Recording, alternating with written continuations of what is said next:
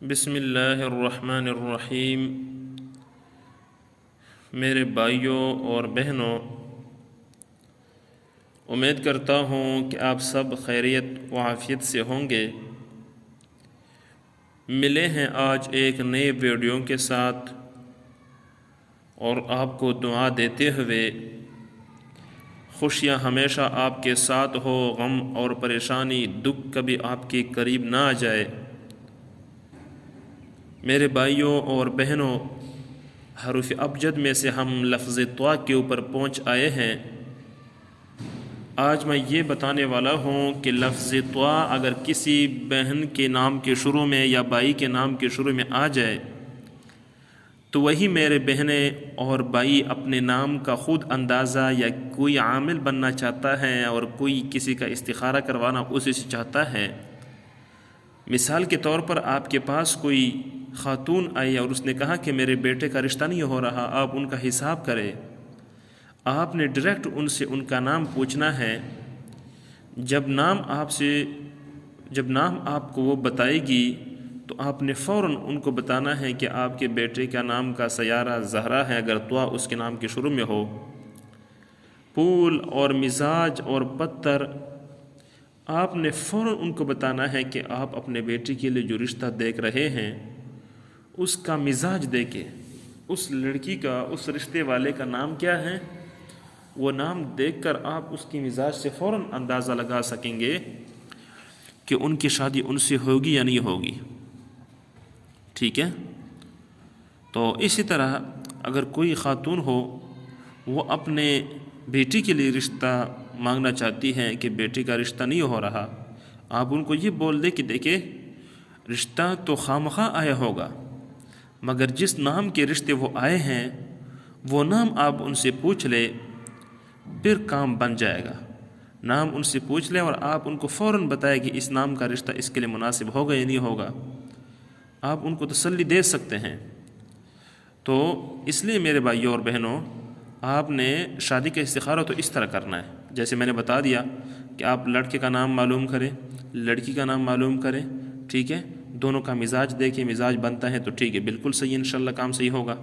مزاج ان کا آپس میں نہیں جڑتا، پھر ان کو بتا دینا یار تم ابھی صبر کرو، کوئی اور رشتہ، اچھا رشتہ آ جائے گا۔ لیکن اس میں ایک اور بات بھی میں آپ کو بتاؤں گا۔ ایک تو یہی ناموں کا مزاج ہے۔ مثال کے طور پر میں آپ کو مثال سے سمجھانے کی کوشش کرتا ہوں۔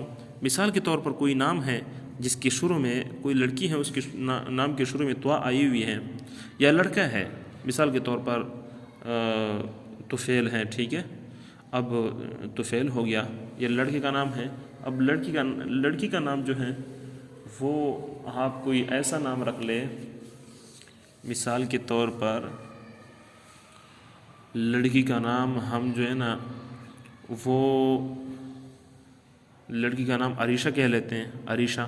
اب دیکھیں طفیل میں بھی طا فا یا لام، اور عریشہ میں عین را یا شین، یا آئی ہوئی ہے۔ اب دیکھیں دونوں ناموں کے درمیان میں یا آئی ہوئی ہے، کبھی کبھار آپ اس سے بھی اندازہ لگائیں گے انشاءاللہ، ٹھیک ہے نا؟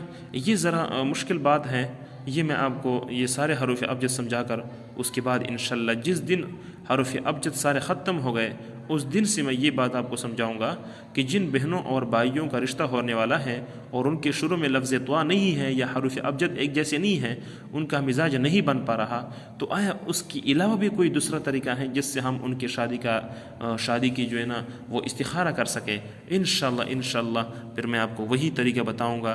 حروف ابجد کے ختم ہوتی ہی وہی ویڈیو میں اپلوڈ کروں گا کہ جس بھائیوں کے اور بہنوں کے ناموں کے شروع میں ایک جیسے حروف نہ ہو تو درمیان میں اگر ایک جیسے حروف ہو، ٹھیک ہے؟ جیسے میں نے طفیل کا اور عریشہ کا مثال دیا ہے، ٹھیک ہے؟